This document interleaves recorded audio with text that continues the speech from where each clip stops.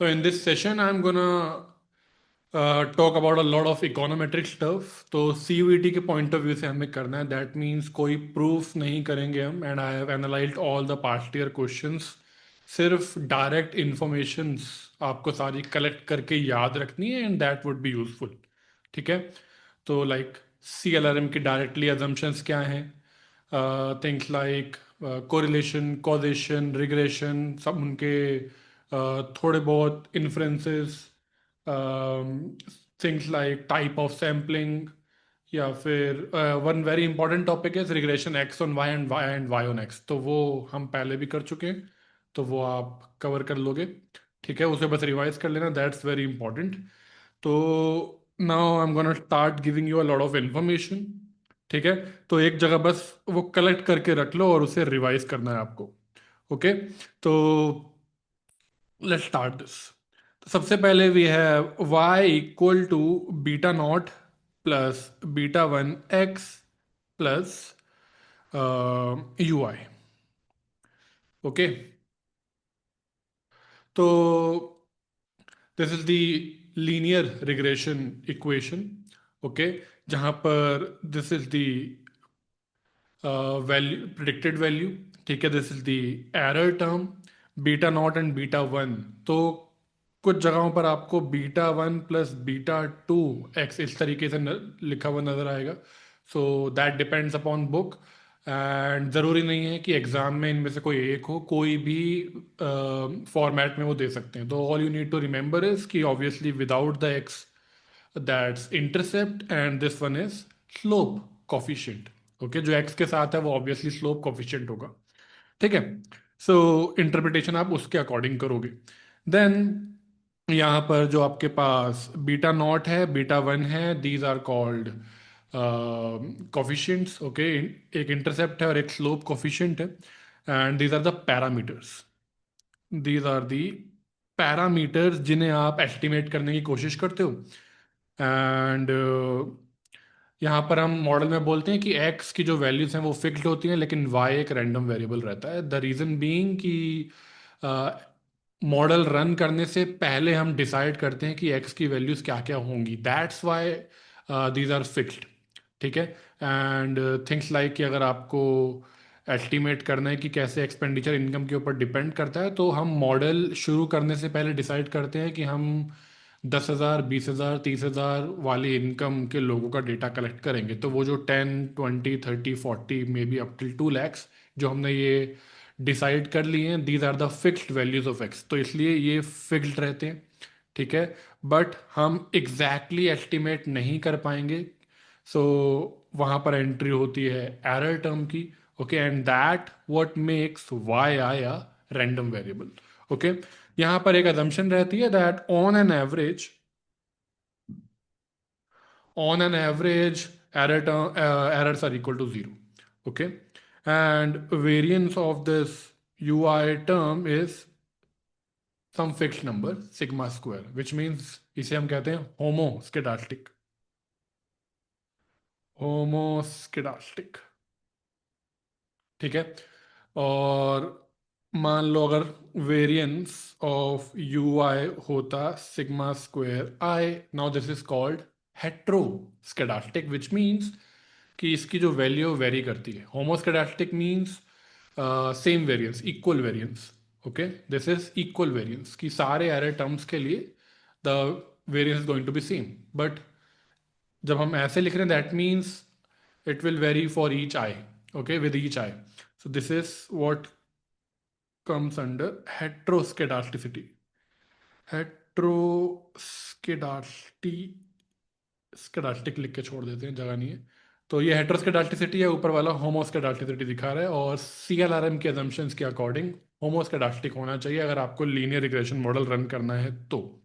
ठीक है, इसके बाद आपका अगला स्टेप क्या होता है? आपको एस्टिमेट करना है बीटा नॉट और बीटा वन. उसके लिए आप जो निकल कर आएगा उसे B0 B1 कह सकते हो, या फिर आप beta naught hat beta one hat. ये एस्टिमेट्स हैं. Okay, of the parameters. Okay, so ये इन्हें स्टैटिस्टिक भी कह सकते हो, इन्हें आप एस्टिमेट्स भी कह सकते हो. ठीक है, और इनका यूज़ करके आप बीटा नॉट और बीटा वन की वैल्यू को एस्टिमेट करोगे. ओके, सो एस्टिमेटर्स है ये, स्टैटिस्टिक है ये। एंड वो करने के लिए according to we use the OLS method, ordinary least square method. इसके अकॉर्डिंग आप क्या करते हो, आपको एरर्स के स्क्वायर को मिनिमाइज करना होता है। ठीक है, so what you do is you subtract the predicted value, यानी कि beta naught plus beta 1xi को आप इसमें से सब्ट्रैक्ट करोगे।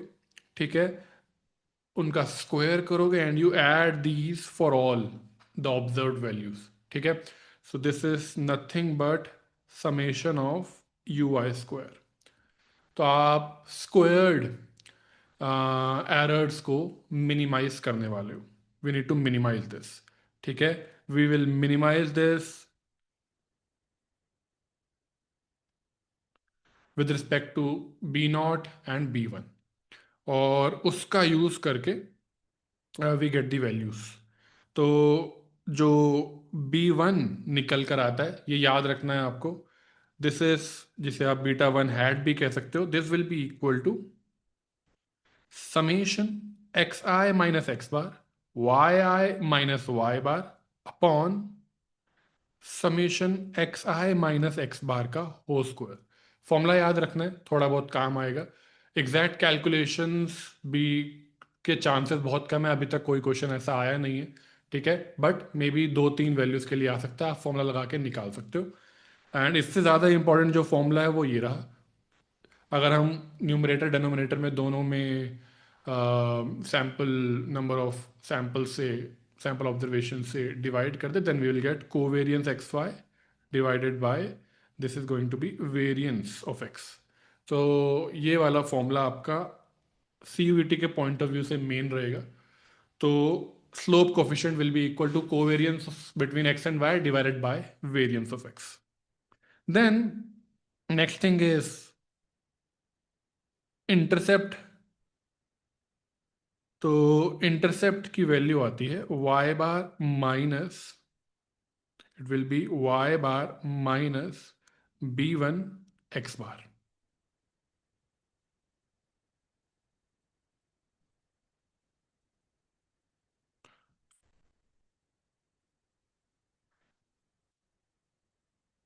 ओके,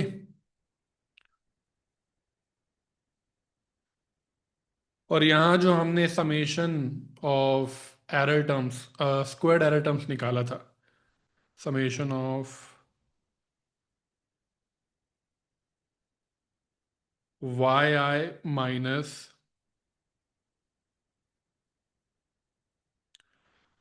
सी, पहले पूरी बात कर लेते हैं। yi is equal to B0 plus B1 xi plus ei। ठीक है, जहां पर B0 एस्टिमेटर है बीटा नॉट का, B1 एस्टिमेटर है बीटा 1 का, EI एस्टिमेटर है UI का। ठीक है, so here this part is called the predicted value of y। yi is equal to yi hat plus random errors जो आपने निकाले हैं सैंपल्स का यूज करके। तो this is called predicted value of, this is called the predicted value. ठीक है, now यहां से हम निकालते हैं SSE, या फिर आप लिख सकते हो RSS, sum of error, sum of square या sum of squares of errors. इसे आप कह सकते हो residual sum of squares. This is, errors को आप रेजिडुअल्स भी कह सकते हो, तो residual sum of squares, and e भले ही बाद में, लेकिन बुक्स में इसे लिखा जाता है error sum of squares. okay, which is nothing but summation ei square, which will be summation yi minus yi hat squared। ठीक है,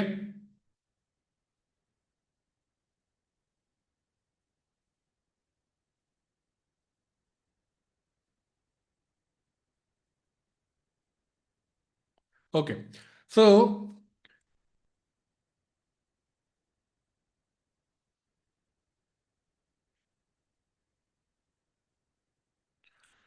नाउ अंडरस्टैंड दिस पार्ट। जब आपको वेरिएंस निकालना है वाई आई का,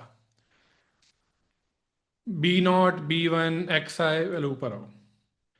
जब आपको वेरिएंस निकालना है वाई आई का, तो ये एक पैरामीटर है यानी कि फिक्स्ड वैल्यू है।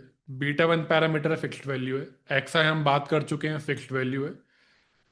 This is the only random thing on the right hand side. That means y i में जो भी चेंजेस आते हैं वो यू आई की वजह से आते हैं। ठीक है। इसीलिए जब मुझे, if I want to find out the estimate of variance of y, तो वो निकालने के लिए हमें सिर्फ जो वेरिएंस देखना है वो यू आई के टर्म्स में देखना है। ठीक है। तो सिग्मा स्क्वायर का जो एस्टिमेट होगा उसे मैं सिग्मा हैट लिख सकता हूँ, सिग्मा हैट स्क्वायर। जैसे वाई आई के लिए वाई आई हैट है, बीटा नॉट के लिए बीटा नॉट हैट है, सिमिलरली सिग्मा स्क्वायर के लिए sigma not sigma hat square है, जिसे आप एस स्क्वायर भी कह सकते हो, which is going to be R S S divided by degree of freedom, which is n minus कितने हैं यहाँ पर, दो पैरामीटर्स हैं तो two in this case. Okay. तो this is summation yi minus yi hat square divided by n minus 2, which is nothing but summation ei square upon n minus 2। अगर आपको वेरिएंस का फॉर्मूला याद हो तो वो होता है expectation of x square minus expectation of x का होल स्क्वायर। और क्योंकि ई आई का जो मीन होता है on an average it is zero according to C L R M assumptions, तो वो वाला पार्ट यहाँ पर नहीं है। We have only summation x I square, summation sorry expectation of x I square. जैसे वेरिएंस ऑफ एक्स निकालना है आपको, expectation of x square minus expectation of x का होल स्क्वायर। ओके। सो ई आई के लिए यहाँ पर ये जो मीन होगा वो जीरो होगा, तो दिस पार्ट इज गॉन, तो we are left with only this part. ठीक है। तो that's the formula. And regarding degree of freedom की एन क्यों नहीं है, एन माइनस टू क्यों है? Degree of freedom is basically कि आपके पास कितने फ्री ऑब्जर्वेशंस अवेलेबल है। तो यहाँ पर आपके पास दो observations, they are not free now because, let me explain you how this thing works. तो जैसे वन टू और थ्री आपके पास ये डेटा है। आपको अगर करंटली यहाँ पर अगर मैं एक्स बार निकालूं then it is equal to two. ठीक है। यहाँ पर आपके पास थ्री ऑब्जर्वेशन है, तीनों फ्रीली अवेलेबल थे आपके पास। They could have taken any value, जो भी आपके पास डेटा है फ्रीली आप डेटा कलेक्ट करो। तीन जगह आप गए, आपने डेटा कलेक्ट किया, you are free, these can take any three values. ठीक है, तीन। बट अगर आपके पास कोई पैरामीटर अवेलेबल है, लेट से एक्स बार आपके पास अवेलेबल है। ओके। नाउ अब अगर आप डेटा कलेक्ट करने जा रहे हो, एक घर से आपको मिला जो भी वो डेटा है, वन आ गया, एक घर से आपको मिला three. The third observation is no longer free because आपके पास एक पैरामीटर की वैल्यू अवेलेबल है। तो ये जो डेटा पॉइंट है वो रेस्ट्रिक्ट हो जाएगा, it is no longer free to take any value, क्योंकि इन तीनों का sum divided by the number of observation ये टू ही आना चाहिए क्योंकि मीन टू है। So now this is no longer free, it has to take value two only. Okay. तो इसे कहते हैं कि आपके पास इनिशियली थ्री एन थ्री था, लेकिन डिग्री ऑफ फ्रीडम आपके पास टू है क्योंकि वन डिग्री ऑफ फ्रीडम आपने लूज कर दी है इस पैरामीटर की कैलकुलेशन में, एस्टिमेशन में। ओके। सो सिमिलरली हमारे वाले केस में बी नॉट और बी वन ये दो पैरामीटर्स होते हैं, तो इनके एस्टिमेशन में we will lose two degree of freedom. तो that's why it is divided by N minus two. Is it fine?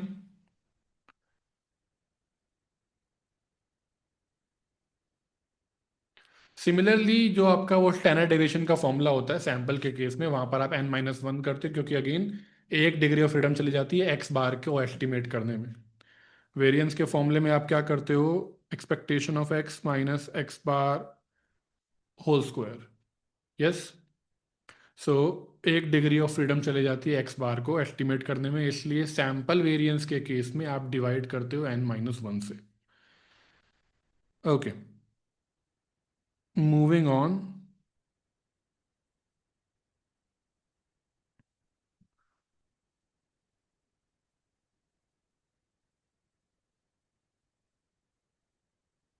So here we have x. Here on the y-axis we have dependent variable y. And आप data लेकर आए हो, you can have something like this. Okay.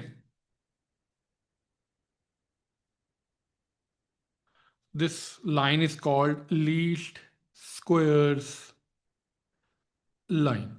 आपके पास observations हैं, आप अपनी जो regression line है कुछ इस तरीके से निकालते हो कि ओवरऑल जो एरर्स के सम का स्क्वायर है वो मिनिमाइज हो जाए. तो on the basis of that आप बी नॉट निकाला, आपने बी वन निकाला आपने, एंड उसके हिसाब से आपको एक सैम्पल रिग्रेशन लाइन मिल जाएगी. इसके अलावा इसके अलावा we also have a y bar line. जो भी आपके पास वाई की वैल्यूज अवेलेबल है उसका एक एवरेज भी निकल सकता है. So that what gives you y bar. So now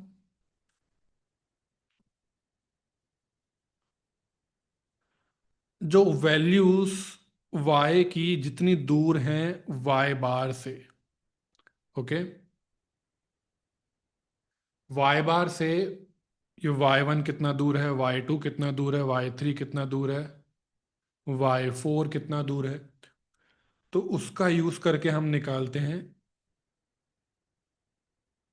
total sum of squares which is nothing but summation yi minus y bar square. Okay, this is called total sum of squares, which is uh, telling you ki how far away the observed y values are from the sample mean. This is total sum of squares, and it is the sum of squared deviations, sum of square deviations about sample mean of observed y values.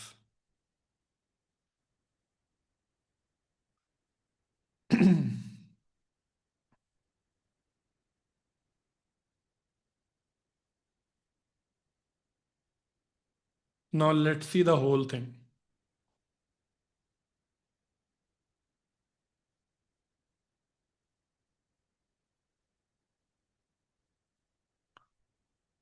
So suppose this is a yi, an observed value.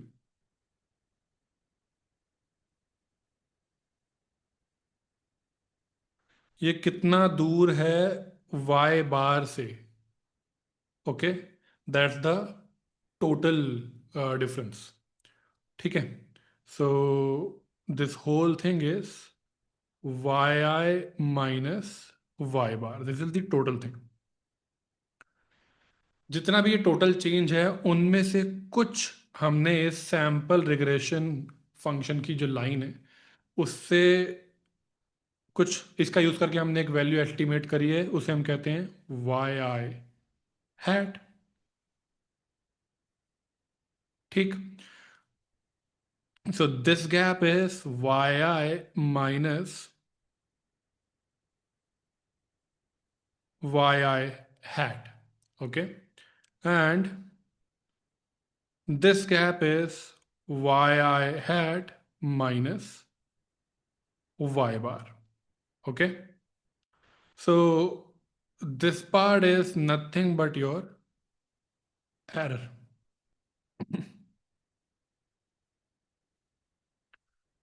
इतना part हमने explain कर दिया using the regression. Okay. Using our estimated value, using our OLS method. And the red part is the error part जो हम explain नहीं कर पाए. So the above part is the unexplained part and the below part is the explained part. तो ये जो total sum of squares है that is equal to explained sum of squares plus residual sum of squares. So this is summation yi minus y bar square. This is equal to ESS, which is explained sum of squares, यानी कि summation yi hat minus y bar squared plus residual, which is summation yi minus yi hat squared. Okay?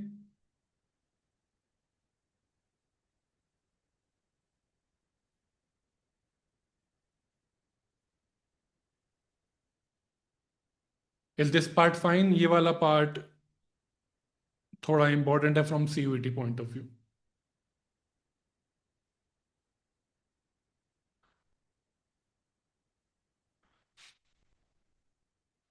So TSS is equal to ESS plus RSS. यहाँ पर E है explained, R है residual, T है total sum of squares. Total sum of squares, explained sum of squares, residual sum of squares.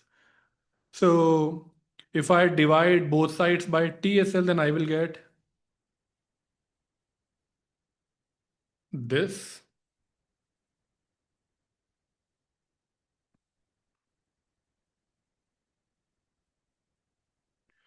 And this thing is called R square या R square. अलग अलग books में अलग अलग तरीके से लिखा जाता है. And in general the way is कि अगर आप अगर रिग्रेशन सिंपल लीनियर रिग्रेशन है देन आप स्मॉल आर का यूज़ करते हो. और अगर मल्टीपल वाला यानी कि आपके पास टू और मोर इंडिपेंडेंट वेरिएबल्स हैं उस केस में आप कैपिटल आर ले लेते हो. बट फर्क नहीं पड़ता. Let's take small r and plus R S S upon T S S. तो फ्रॉम दिस हमारे पास दो चीज़ें. एक आर स्क्वायर जिसे हम कहते हैं कोफिशिएंट ऑफ डिटर्मिनेशन. ये बताता है आपको कि टोटल जितना भी चेंज था उसमें से कितना परसेंट आप एक्सप्लेन कर पाए. ओके. और obviously this is another way of writing this is one minus कितना आप एक्सप्लेन नहीं कर पाए. ठीक है. तो कोफिशिएंट ऑफ डिटर्मिनेशन के दो फॉर्मूले. एक है explain sum of squares upon total sum of squares and the other one is one minus residual sum of squares upon total sum of squares.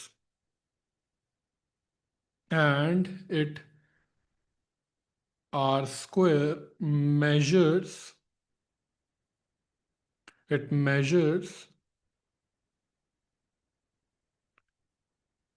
goodness of fit. It measures goodness of fit. वो जो आपने regression line data points को देख के fit करिए तो वो कितने सही से आपने फिक्स करी है कि आप कितना उसमें जो चेंज आ रहा है जो आपके वाया ऑब्जर्व वैल्यूज हैं वो एवरेज वैल्यू से कितना दूर है उस चेंज को आप कितना एक्सप्लेन कर पा रहे हो. ठीक है. The better the fit will be higher will be the R square. Okay. So R square measures the goodness of fit and it also measures the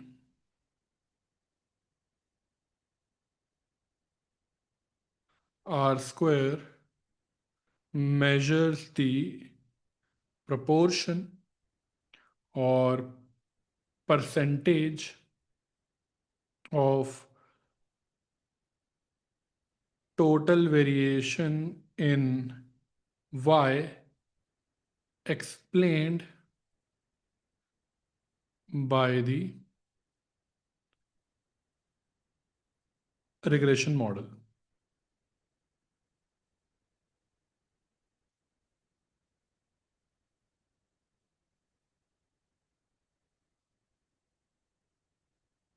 Is it fine?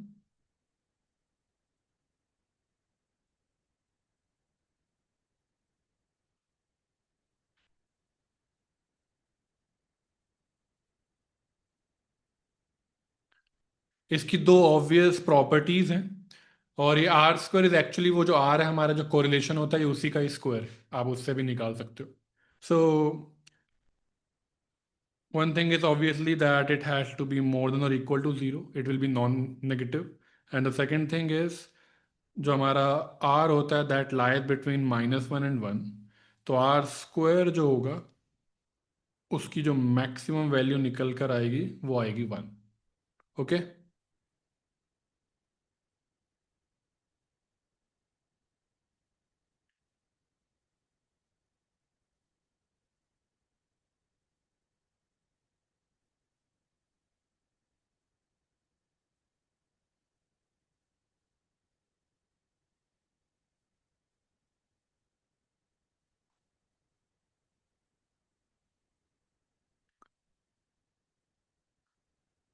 और जो हमारा आर होता है, आर होता है covariance x y upon standard deviation of x, standard deviation of Y.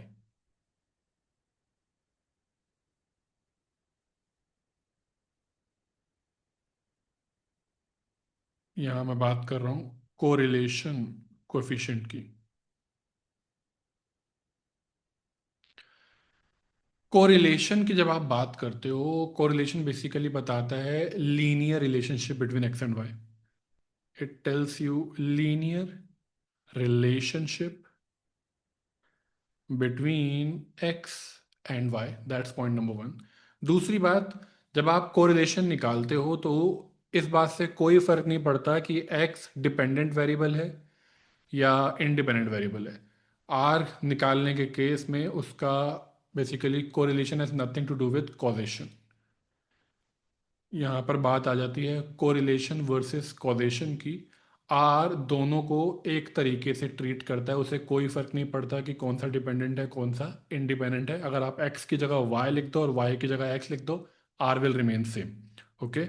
लेकिन ऐसा are square के केस में नहीं होता है। ठीक है, बेसिकली ऐसा रिग्रेशन के केस में नहीं होता है। रिग्रेशन में बहुत ज़्यादा इंपॉर्टेंट है ये देखना कि कौन सा डिपेंडेंट वेरिएबल और कौन सा इंडिपेंडेंट वेरिएबल है। आप कौन से वेरिएबल का यूज़ करके दूसरे वेरिएबल में चेंज आए हुए चेंज को एक्सप्लेन करने की कोशिश कर रहे हो। दैट्स वाई जब हमने पढ़ा था regression x on Y and Y on x, तो उस केस में बीटा वन बीटा टू दोनों के डिफरेंट आ सकते हैं।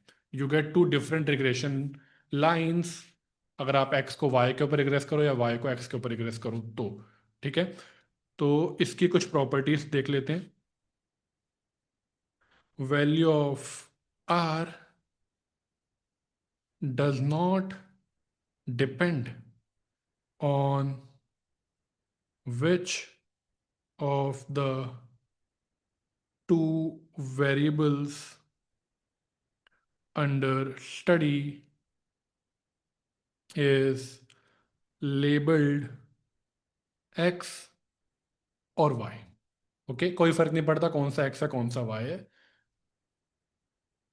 Second point is R is independent of change of origin and change of scale. यानी कि अगर आपने आर निकाला है एक्स और वाई के बीच में, या आपने आर निकाला है इन दोनों ए एक्स प्लस बी और सी वाई प्लस डी के बीच में, वो दोनों सेम आएंगे। अगर आप सारे एक्स वैल्यूज़ को किसी नंबर से मल्टीप्लाई कर दो, या फिर आप सारे एक्स वैल्यूज़ में किसी नंबर को ऐड कर दो, सेम थिंग फॉर वाई, उसका कोई इम्पैक्ट नहीं आएगा कोरिलेशन के ऊपर। It is independent of change of scale and change of origin. जिसे आप ये भी कह सकते हो इट इज़, इसे ये भी कह सकते हो आप, it is independent of the units. ये बड़ी खास बात है आर की कोई यूनिट्स नहीं होती हैं। होता क्या है, अगर एक्स सेंटीमीटर में है, वाई में भी किलोग्राम्स में, तो ऊपर आएगा ये चीज़ और ये नीचे से कैंसिल आउट हो जाती है। ठीक है, सो यूनिट्स कैंसिल आउट हो जाती हैं, आर एस यूनिटलेस। तो क्वेश्चन माइट बी लाइक कि अगर आपके पास एक्स जो डेटा है वो टेम्परेचर का है और वो फ़ारेनहाइट में था, एंड आपने उसे सेल्सियस में कन्वर्ट कर दिया, तो क्या कोरिलेशन पर इम्पैक्ट आएगा? आंसर इज नो, बिकॉज वो दोनों कुछ बस एक लीनियर रिलेशनशिप है दोनों में, फ़ारेनहाइट और सेल्सियस में। सो इस चीज़ का कोरिलेशन के ऊपर कोई इम्पैक्ट नहीं आएगा। अगर आप उस वेरिएबल में इस तरीके का कोई भी चेंज करोगे तो। क्या ये बात क्लियर है?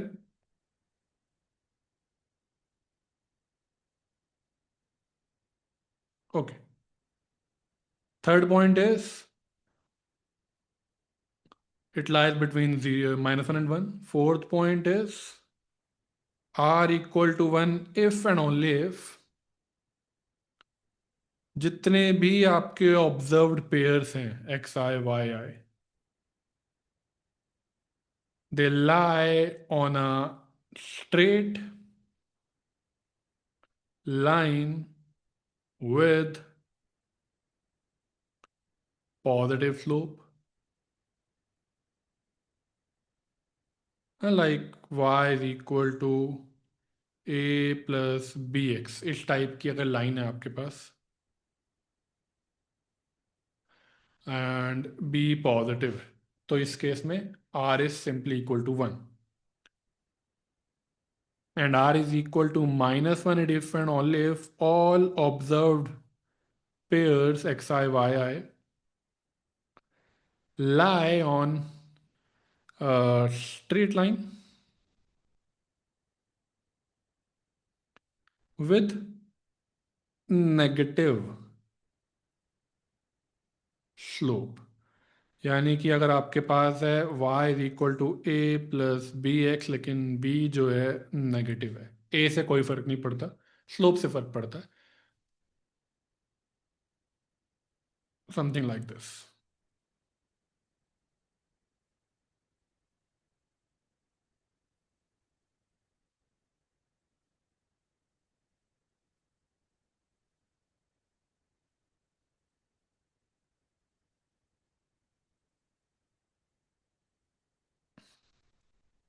Is it fine?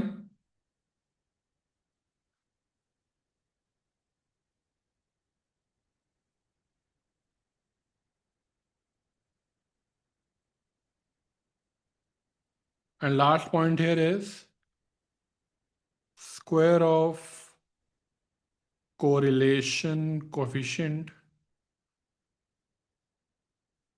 is equal to coefficient of determination।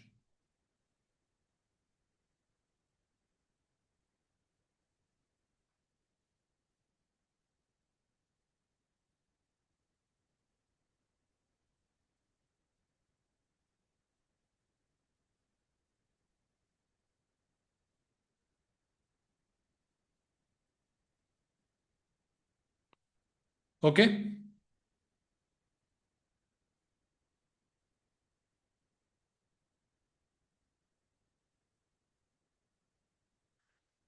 अब एक इशू होता है आर स्क्वायर के साथ।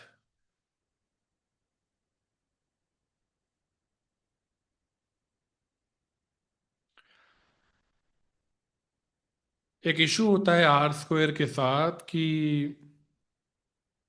आर स्क्वायर जैसे जैसे आप number of independent variables add करोगे, as number of independent variables are increased in the regression model, then r square increases, यानी कि ये बोलेगा कि गुडनेस ऑफ फिट इंक्रीज हो रही है। ठीक है, which is not necessarily true. तो फॉर एग्जाम्पल अगर आप you are trying to explain expenditure using income, fine आपने रख दिया, आपने फिर वेल्थ भी रख दिया, ठीक है चलेगा। फिर आप अगर इसमें मे बी आप ice cream sales, sorry not ice cream sales, maybe आपने इसमें हाइट भी डाल दिया, ओके। और मे बी इसमें आपने इसके साथ साथ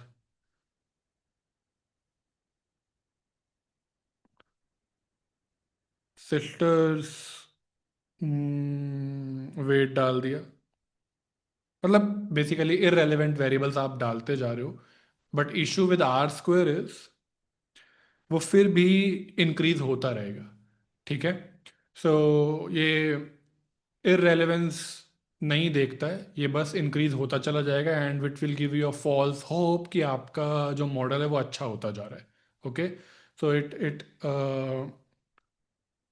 are square increases even if variables included are irrelevant. तो इस प्रॉब्लम को ठीक करने के लिए we use something called adjusted R square, जो इस चीज़ को पनिश करे. अगर आप इररेलेवेंट वेरिएबल्स को इंक्रीज कर रहे हो तो वो उस चीज़ को पनिश करेगा and it will give you it gives you a better idea कि वो वेरिएबल आपको रखना चाहिए कि नहीं रखना चाहिए. ठीक है. एडजस्टेड आर स्क्वायर का सिंबल रहता है are bar square. Adjusted R square का सिंबल है are bar square and are bar square का यानी कि एडजस्टेड आर स्क्वायर का फॉर्मूला होता है 1 - आर स्क्वायर का फॉर्मूला क्या था? It was 1 - RSS/TSS. Adjusted R square का होता है 1 - n -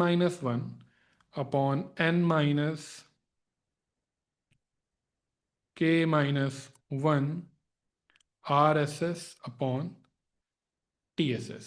ठीक है. जहाँ पर के is the number of independent variables होगा. एंड के plus one is the number of parameters. Okay. तो here k is the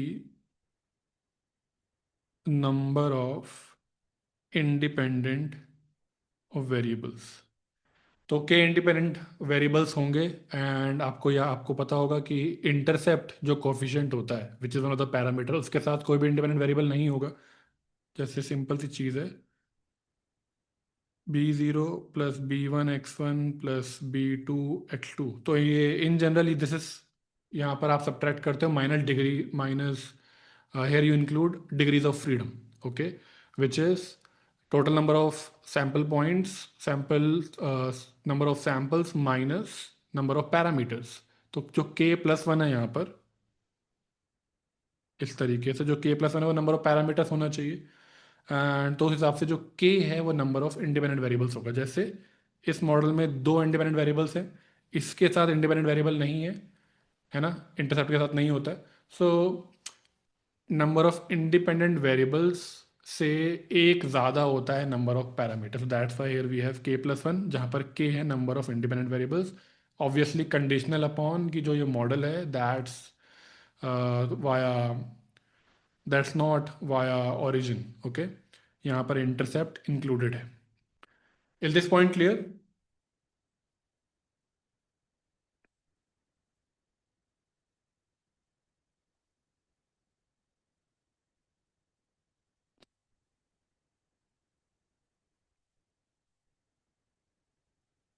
और यहाँ पर एक और फॉर्मूला बन सकता है. Adjusted R square is 1 - n - 1 upon n - k - 1. इसे आप लिख सकते हो अगेन 1 - R स्क्वायर. ओके.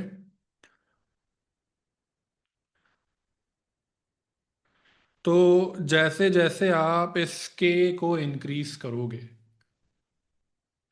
अब आप जब इंडिपेंडेंट वेरिएबल्स इंक्लूड करोगे, नंबर ऑफ इंडिपेंडेंट वेरिएबल्स जब इंक्रीज करी जाएगी, दो इम्पैक्ट आएंगे.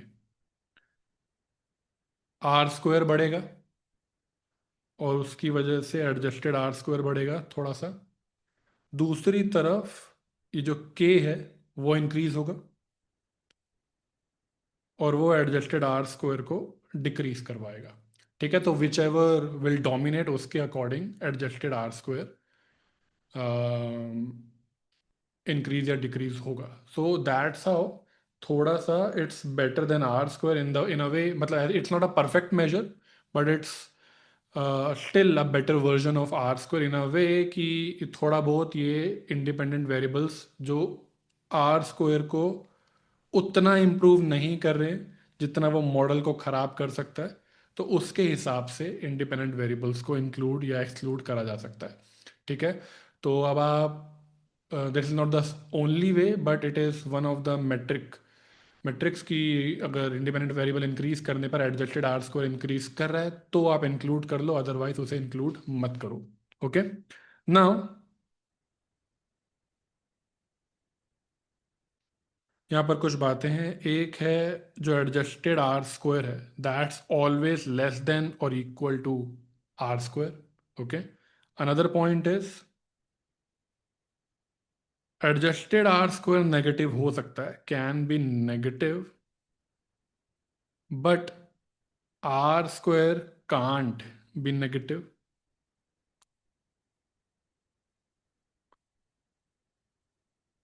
और ये adjusted R square maybe negative when r square is close to zero। जब आर स्क्वायर मतलब ऑफन इट इज सीन, जब R square coefficient of determination थोड़ा जीरो के आसपास रहता है, in that case adjusted R square negative हो सकता है। ओके, तो इन सब में the most important point is this one, कि adjusted R square can be negative. और ये भी याद रखना, it is always less than और इक्वल टू आर स्क्वायर।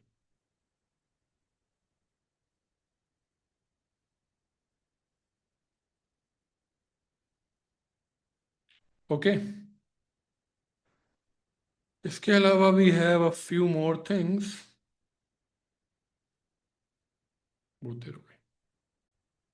जो भी हम यहाँ बात कर रहे हैं that's related to model with intercept.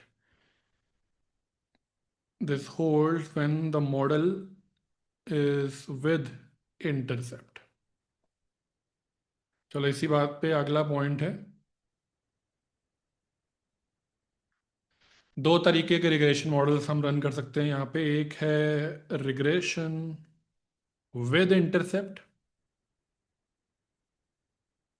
और एक है रिग्रेशन विदाउट इंटरसेप्ट।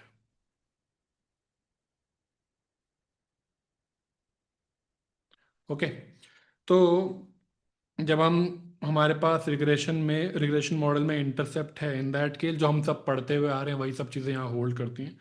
तो थिंग्स लाइक जो B2 है, slope coefficient, that will be summation x I Y I upon summation x I square, जहाँ पर X I is X minus x bar and small Y I is Y I minus Y bar. But जब without intercept होगा, in that case B2 is summation capital X I capital Y I upon capital X I square, इन सब के sum हो जाते हैं। Okay,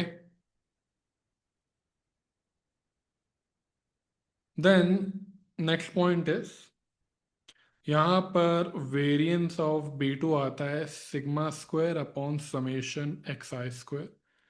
hair variance of B2 निकल कर आता है sigma square upon summation capital X आई स्क्वायर।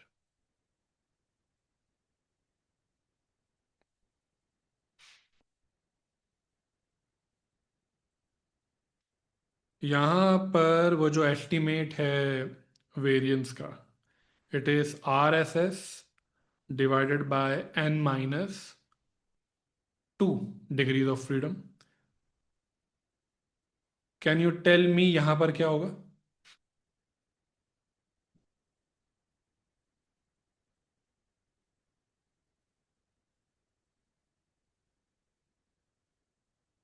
यस, n-1 हो जाएगा, सिंपली बिकॉज यहाँ पे नंबर ऑफ पैरामीटर्स वन रह जाए, एक ही होगा क्योंकि इसमें इंटरसेप्ट नहीं है। विद इंटरसेप्ट में इंटरसेप्ट भी है और स्लोप कोफिशिएंट भी है, तो वहाँ पर दो पैरामीटर्स हो जाते हैं, यहाँ पर एक ही पैरामीटर रह जाएगा which is just the slope coefficient. तो ये हो जाएगा RSS डिवाइडेड बाय n-1। ठीक है, यहाँ पर summation EI is equal to zero on an average, यहाँ पर एरर जीरो रहते हैं, लेकिन विदाउट इंटरसेप्ट वाले मॉडल में this need not to be true, this need not to be zero any more. Without when the model is, इसे आप regression through origin भी कह सकते हो। इंटरसेप्ट नहीं है तो ऑब्वियसली जो रिग्रेशन लाइन है वो ओरिजिन के थ्रू निकलेगी। This is also called regression through origin, and regression through origin के केस में summation e i need not to be zero. And the last point is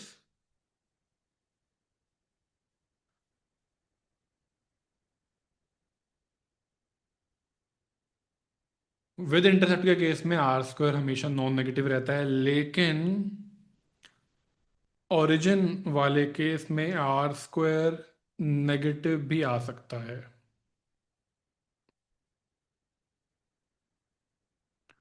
When the regression is through origin, in that case r square can be negative as well। ठीक है।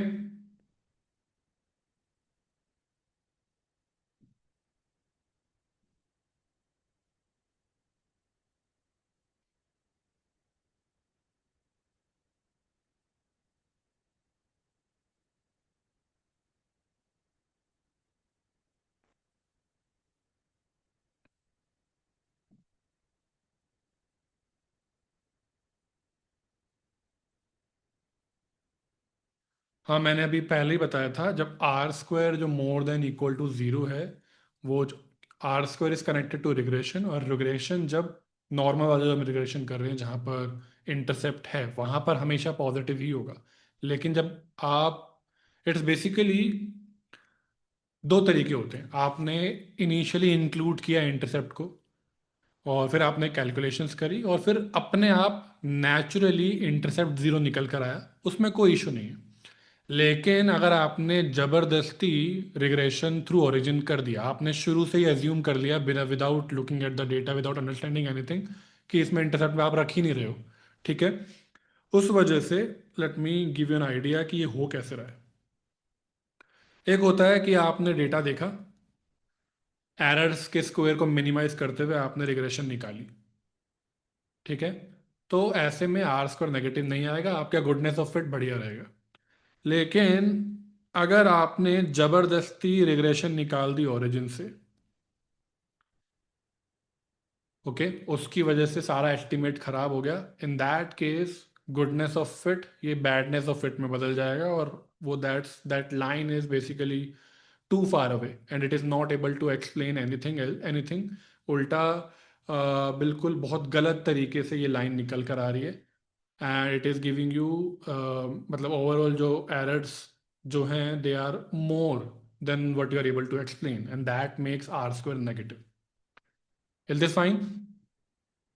Is the idea clear?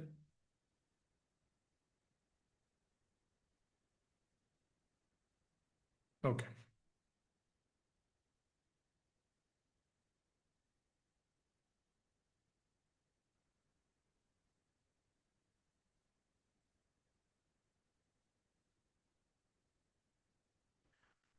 चलो, a few formulas जो आपको पता होने चाहिए लेकिन अलग से देख लो।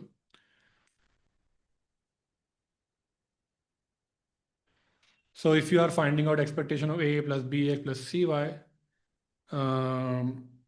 then it is equal to a expectation of a constant is constant, और अगर आपने मल्टीप्लाई किया है, चेंज ऑफ स्केल किया है, तो वो बाहर आ जाएगा expectation of x plus C expectation of Y.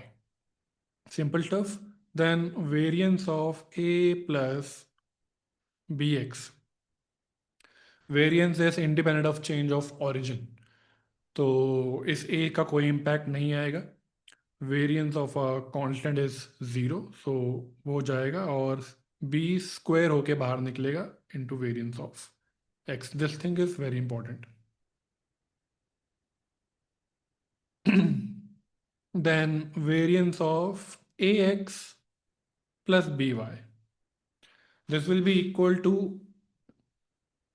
a square variance of x, b square variance of y, plus 2 covariance of ax by।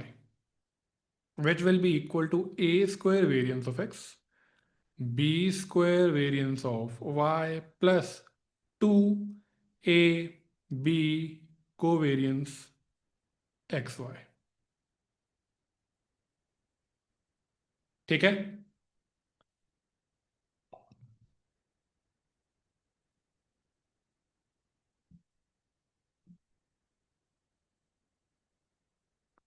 और अगर x and y are independent, then covariance xy 0 हो जाएगा। In that case, we'll have only this part, a square variance of x plus b square variance of y, और आगे वाला जो term है वो जीरो हो जाएगा क्योंकि उन दोनों के बीच में, because they both are independent, तो उनके बीच में जो कोवेरियंस होगा वो जीरो हो जाएगा।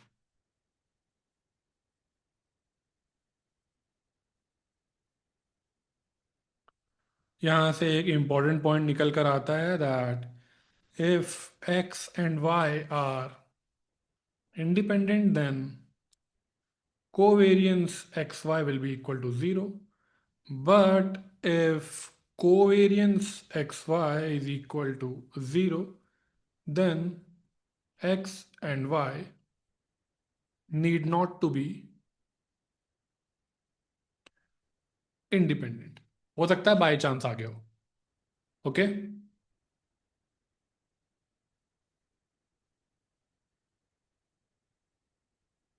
Is it fine?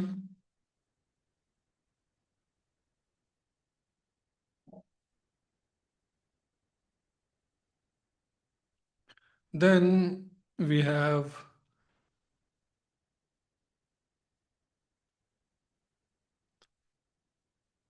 expectation of x square is equal to variance of x plus expectation of x का whole square. This is nothing but variance के फॉर्मूले में आप मैनिपुलेशन करोगे तो ये आ जाएगा। Covariance of A plus B x C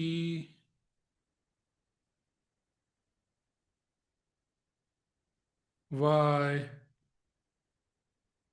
comma maybe z, this will be equal to, a से कोई इम्पैक्ट नहीं आएगा, this will be b covariance x z plus ये सी आ जाएगा बाहर, covariance y z. Okay, make sense?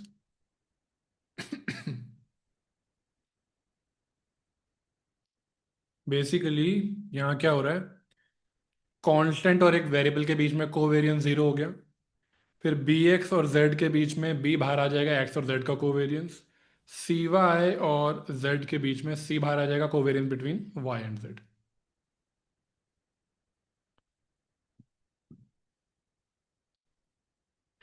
Expectation of xy will be equal to covariance xy plus expectation xy. Again, this is nothing but the formula for covariance, और थोड़ा सा manipulation हो रखा है। ये नहीं, कुछ गड़बड़ हो गई है। Expectation x, expectation y. अब ठीक है।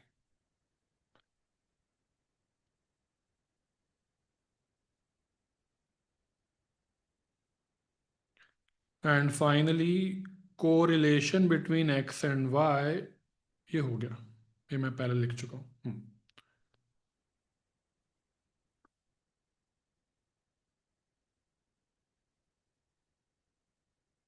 So far, is it fine?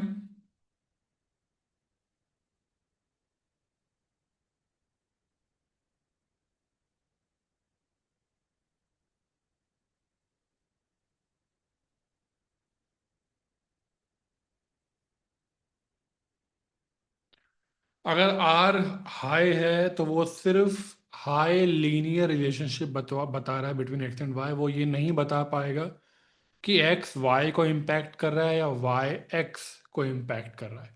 Okay, जब आर स्क्वायर हाई होगा तो वहां पर, क्योंकि R square is basically all about regression, तो वो आपको कॉजेशन बताता है। कॉजेशन मीन्स कि एक्स वाई को इम्पैक्ट कर रहा है, वाई एक्स को इम्पैक्ट कर रहा है। आप रिग्रेशन रन करोगे एक्स ऑन वाई, आप रिग्रेशन रन करोगे वाई ऑन एक्स, आप दोनों का आर स्क्वायर चेक करोगे। ओके, सो ये आपको बता देगा कि कौन दूसरे को इम्पैक्ट कर रहा है। ठीक है, तो regression tells you about the causation, but correlation does not at all tell you about the causation. Okay, then next thing is chi-squared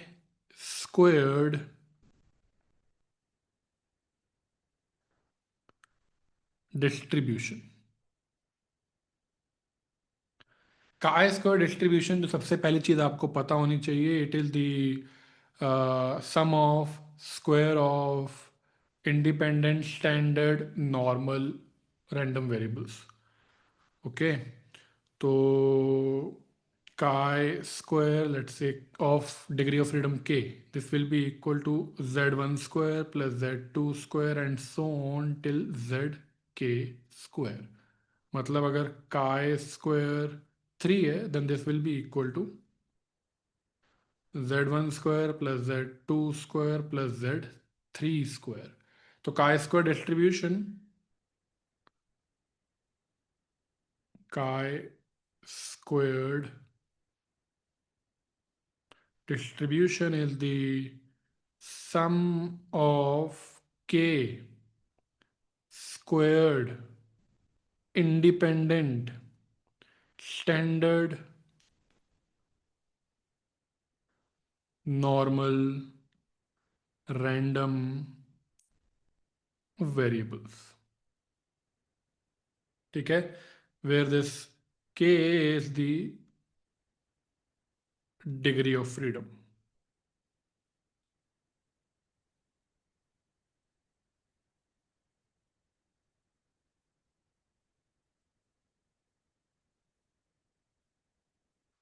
और यही है, ये के ही है जो काय स्क्वायर की शेप को इम्पैक्ट करता है।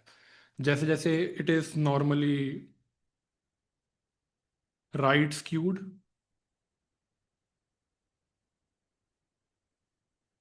फॉर अ वेरी लो के, यानी for a very low degree of freedom, it is J shaped.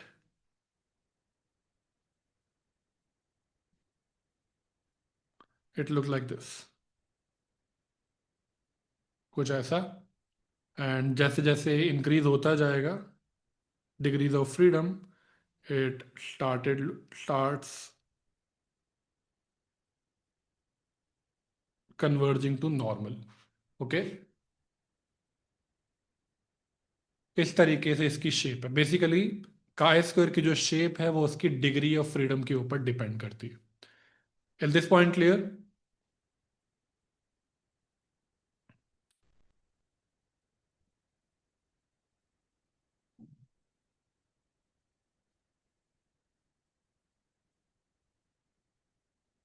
Which means as k increases, it becomes less skewed, उसकी जो स्क्यूनेस है वो कम होती जाएगी।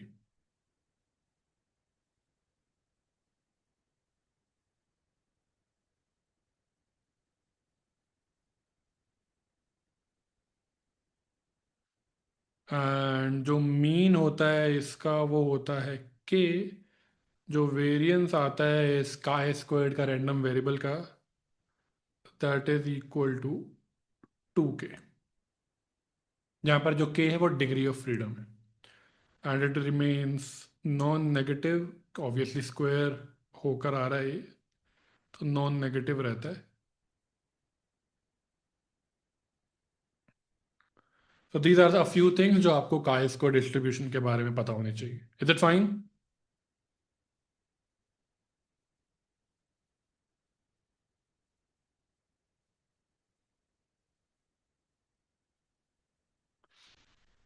फिर एक होता है टी डिस्ट्रीब्यूशन।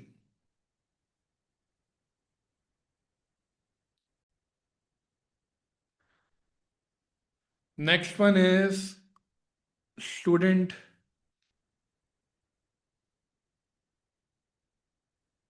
टी डिस्ट्रीब्यूशन कोई बता सकता है किसने दी थी ये डिस्ट्रीब्यूशन? टी डिस्ट्रीब्यूशन किसने दी थी? Gauss. Gosset. William Gosset.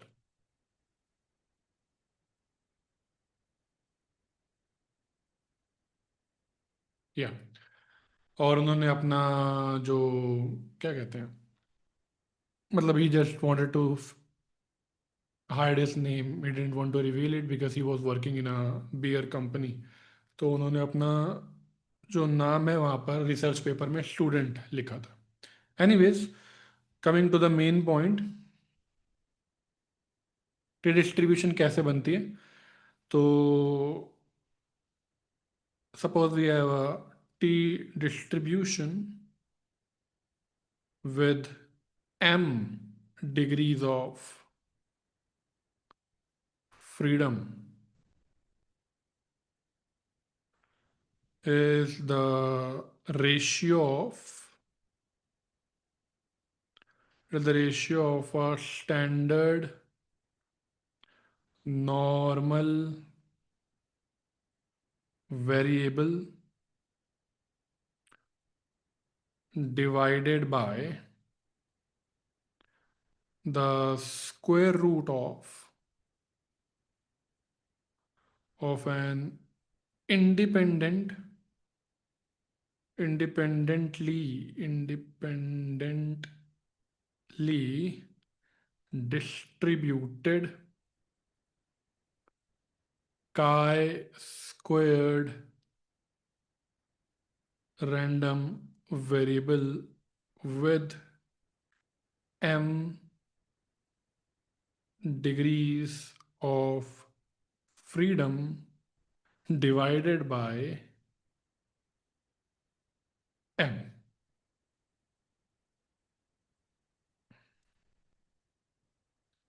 In short, it is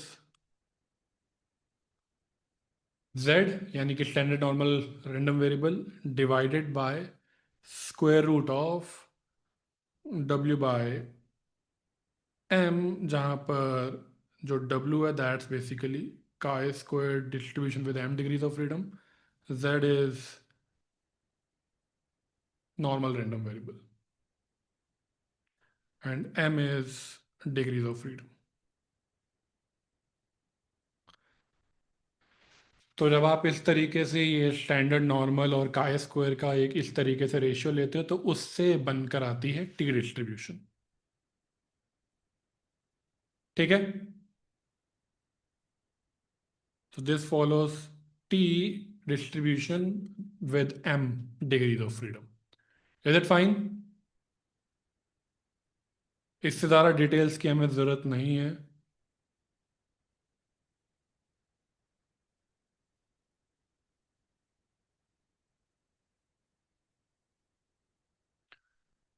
कि जैसे ही नोट हो जाए give me a thumbs up, फिर एफ डिस्ट्रीब्यूशन की बात करते हैं.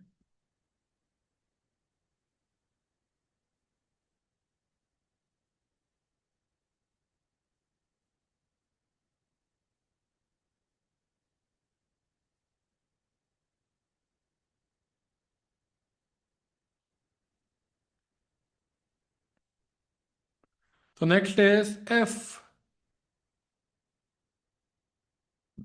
डिस्ट्रीब्यूशन.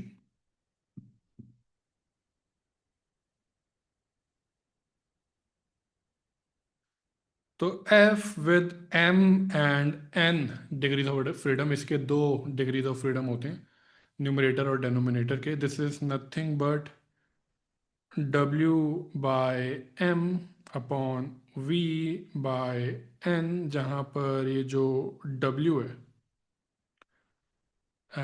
वो है I guess chi square distribution with m degrees of freedom, और जो v है that's chi square distribution with n degrees of freedom. Okay, so basically it is the ratio of two chi square distributions with m and n degrees of freedom. f distribution ratio होता है दो chi squared random variables का divided by their respective degrees of freedom.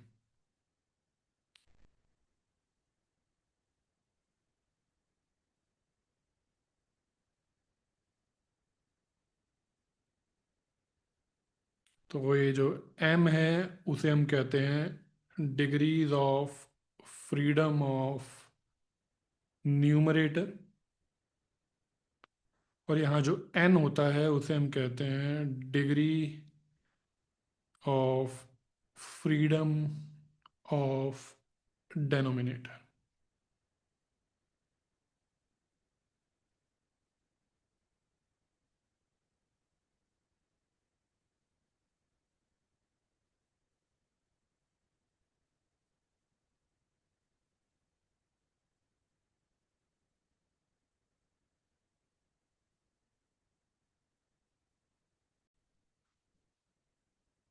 अगर आप F distribution के थोड़ी detail में जाओ, then F is also right skewed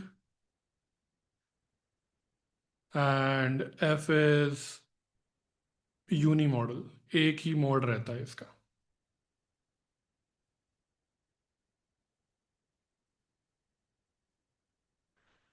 ठीक है, so next time will talk about violations and a few more things.